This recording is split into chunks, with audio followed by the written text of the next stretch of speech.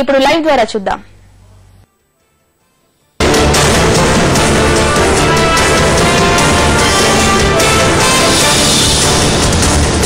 చర్చలోకి తిరిగి స్వాగతం. హరీష్ గారు, ముందుగా ఎన్టీవీ గారిని చక్కటి కార్యక్రమాన్ని వారు ఈరోజు చర్చకు పెట్టినందుకు అభినందిస్తూ, ఈరోజు మీరు అంటున్నది కేజీ బేసిన్ పై హక్కు ఆంధ్రులకే దక్కాలి. It's very good slogan. మేమంటున్నది అంటే జాతీయ అంతర్జాతీయ విధానమైనా ఏదైనా కానీ స్థానిక వనరులు స్థానికులకే దక్కాలి. స్థానికుల అవసరాలు తీరిన తర్వాత ఆ వనరులు ఇతర రాష్ట్రానికి కానీ పక్క ప్రాంతాలకు కానీ పోయినప్పుడు ఇబ్బంది లేదు. ఆ ప్రాంతంలో అక్కడ ఇప్పుడు ఈరోజు గల్ఫ్ దేశాలు అంత అభివృద్ధి చెందుతున్నాయంటే అక్కడ వచ్చేటువంటి పెట్రోలియం ఆయిల్ మీద వాళ్ళు సెస్ చేసి ఆ డబ్బు సంపాదించి ఆ దేశాలు చిన్న దేశాలైనా ఆయిల్ తప్ప ఏమీ లేకపోయినా ఈరోజు ధనిక దేశాలుగా వచ్చాయి. అదేవిధంగా మేము కూడా అంటే మొదటి నుంచి కూడా ఈరోజు ఒక కంపారిజన్ ఉంది. సరే, ఈరోజు కేజీ బేసిన్ మీద ఇంత చర్చ జాతీయ స్థాయిలో రాష్ట్ర స్థాయిలో జరగడం చాలా మంచిది. మేము దాన్ని అభినందిస్తా ఉన్నాం, మా పూర్తి మద్దతును కూడా తెలుపుతా ఉన్నాం. గత కొద్ది దశాబ్దాలుగా కూడా ఈ తెలంగాణ ప్రాంతంలో ఉండేటువంటి బొగ్గు ఏదైతే ఇతర ప్రాంతాలకు పోతా ఉందో, ఇక్కడ అవసరాలు తీరకుండా ఇతర ప్రాంతాలకు ఇతర రాష్ట్రాలకు పోయి ఎన్నో రకాలుగా నష్టపోతున్నామని చెప్పి కొన్ని ఏళ్లుగా ఇక్కడ పోరాటాలు జరుగుతూ ఉన్నాయి. ఎప్పుడైతే కేజీ బేసిన్ పై హక్కు ఇది న్యాయమైన పోరాటం అయిద్దో, గత దశాబ్దాలుగా తెలంగాణ ప్రాంత వనరులు తెలంగాణకే దక్కాలని జరుగుతున్న పోరాటం కూడా న్యాయమైనదే అని చెప్పి భావించాల్సి ఉంటుంది. ఎందుకంటే ఈరోజు తెలంగాణ ప్రాంతంలో 4 జిల్లాల్లో బొగ్గు సింగరేణి విస్తరించి ఉన్నా కానీ ఇక్కడ పవర్ ప్లాంట్స్ ఎక్స్పాన్షన్ కు బొగ్గు అలొకేషన్ జరగదు. ఎందుకంటే ఇది జాతీయ సంపద అంటున్నాం. బొగ్గు అయినా గ్యాస్ అయినా జాతీయ సంపద. దీని మీద సంపూర్ణమైన హక్కు కేంద్ర ప్రభుత్వానికి ఉంది. ఈ తెలంగాణ ప్రాంతంలో బొగ్గు ఆధారితమైనటువంటి పవర్ ప్లాంట్స్ ఎక్స్పాన్షన్ కోసం వాటి పర్మిషన్లు రావు. ఇక్కడ ఉద్యోగాలు ఇందాక పెద్దలు మాట్లాడుతూ కనీసం హనుమంతరావు గారు అనుకుంటా, మేము తట్టమోయడానికి కూడా పనికిరామా, మాకు ఆ ఉద్యోగం కూడా ఇవ్వరా అన్నారు. గుజరాత్ నుంచే తెచ్చుకుంటారా అన్నారు. మరి ఇదే విధంగా సింగరేణిలో ఉద్యోగాలు కూడా మాకు కావాలని చెప్పి గత కొద్ది రోజులుగా మేము పోరాటం చేస్తున్నాం. ఓపెన్ కాస్ట్ మైన్లు పెట్టి సింగరేణిలో మా బొగ్గంతా కూడా ఇతర ప్రాంతాలకు తరలిస్తే ఇక్కడ ఎంతో వాతావరణ కాలుష్యము, శబ్ద కాలుష్యము, నీటి కాలుష్యం జరిగి ఈ ప్రాంతాల ప్రజలు పూర్తిగా నిర్మానుష్యంగా మారుతున్నా కానీ పట్టించుకున్నటువంటి పరిస్థితి లేదు. సో ఈ యొక్క దీని మీద మొత్తం చర్చ రావాలండి. ఇప్పుడు నీళ్ల విషయంలో కూడా అదే జరుగుతూ ఉంది.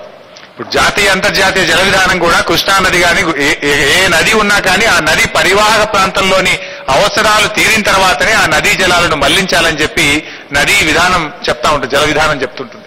ఈ రోజు మన ముఖ్యమంత్రి గారు కృష్ణా నదిలో ఉన్నటువంటి మహబూబ్ నగర్ కానీ నల్లగొండ కానీ ఖమ్మం అవసరాలు తీరకుండానే ఆ నీళ్లను పెన్నా రీజియన్ కు రాయలసీమ రీజియన్ తీసుకుపోతున్నారు.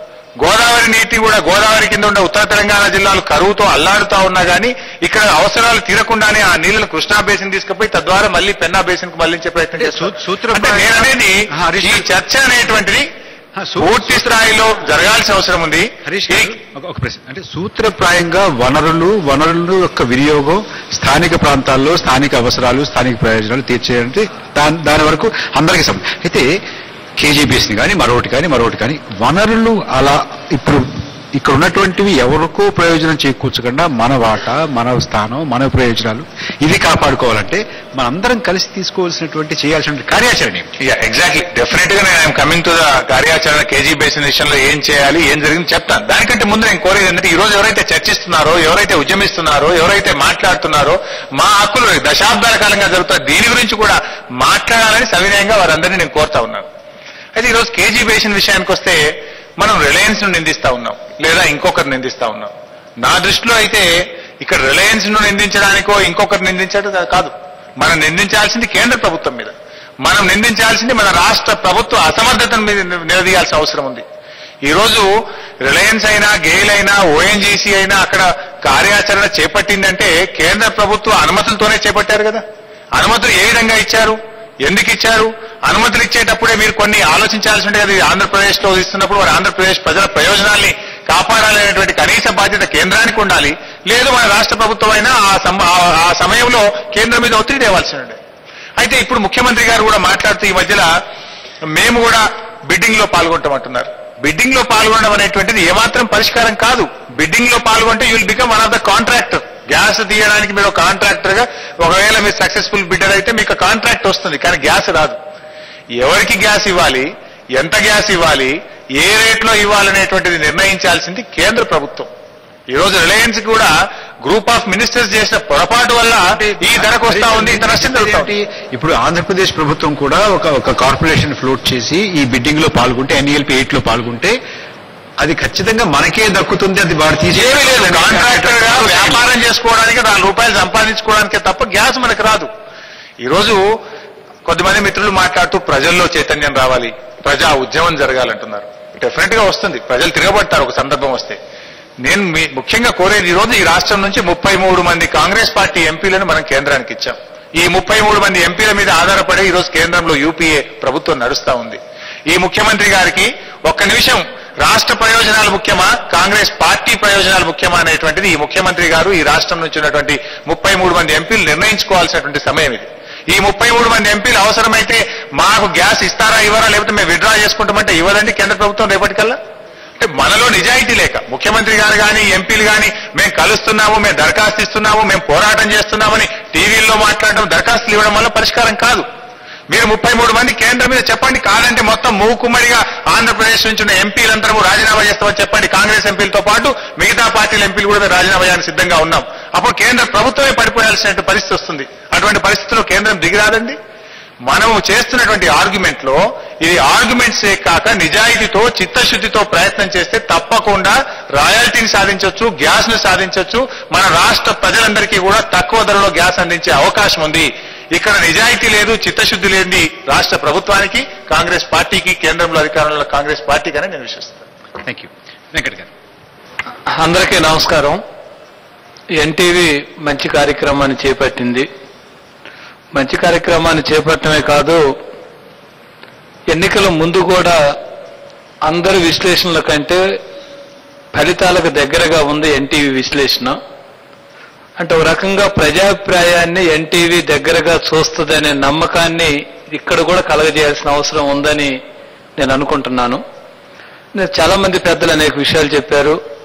వాటిలో కాకుండా ఒక ఇప్పుడు ఇతర నాయకులు కూడా మాట్లాడాల్సి ఉంది కాబట్టి రైతులు, రైతు కూలీలకు సంబంధించినటువంటి విషయాలకు సంబంధించి రిలయన్స్ కంపెనీ చేస్తున్నటువంటి మోసాలను మీ దృష్టికి 1-2 తీసుకురాదలుచుకున్నాను.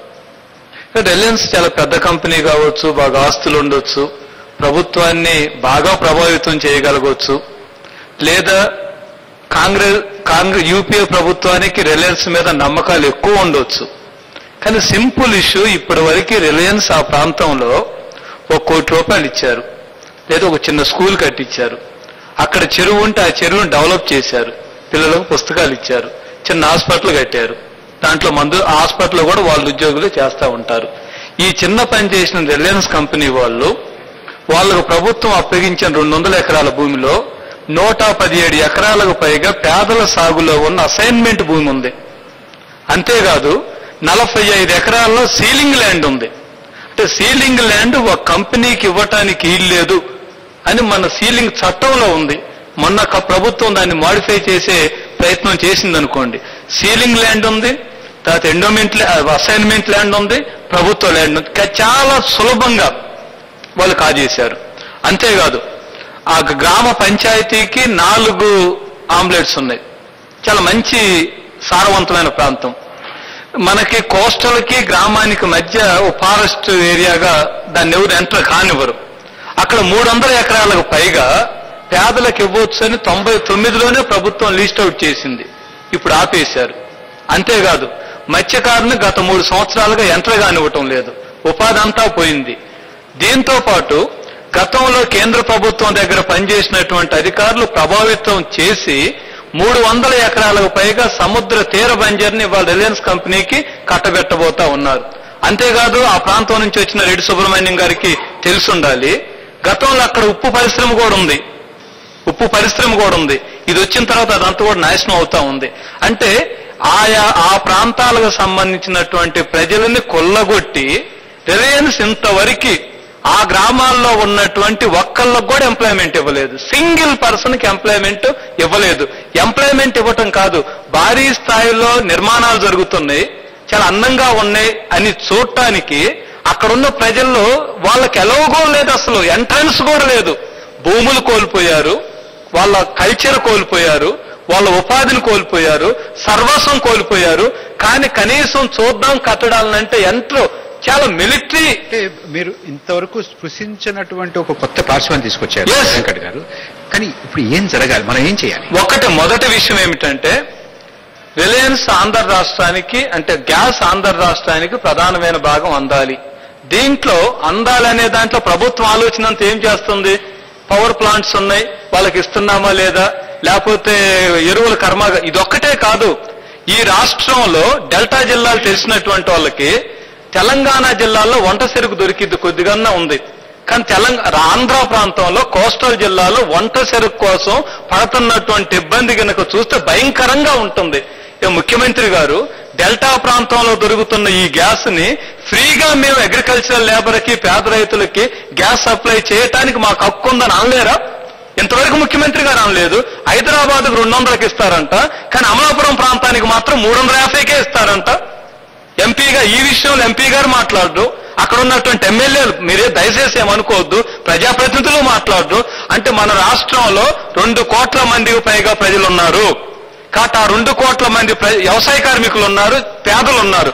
ఆ 2 కోట్ల మంది ప్రజలకి గ్యాస్ ద్వారా ఏం ఉపయోగం జరగబోతుంది, మేము అట్లా వాళ్ళకు ఉపయోగించుకోవటానికి మాకు అనుమతి ఇవ్వండి అని ఒక డిమాండ్ కూడా ప్రభుత్వం పెట్టాల్సిన అవసరం ఉంది. మా చివరి ఫైనల్గా ఏమిటంటే రాష్ట్రానికి గ్యాస్ రావటం ఒక్కటే కాదు, ఆ రాష్ట్రంలో ఉన్నటువంటి 2 కోట్ల మంది పేద ప్రజలకు కూడా న్యాయం జరగాలి.